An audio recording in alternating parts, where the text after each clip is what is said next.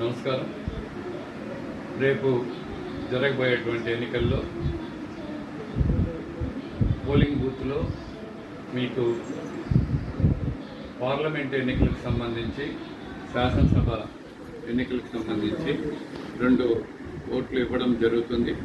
మొదట పార్లమెంటు అభ్యర్థికి ఇస్తారు, రెండవసారి అసెంబ్లీ అభ్యర్థికి ఇస్తారు. బాగా ఆలోచన చేసి మంచి వ్యక్తులను ఓటు వేయండి.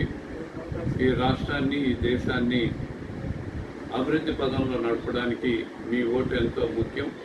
మీ ఓటు సర్వం.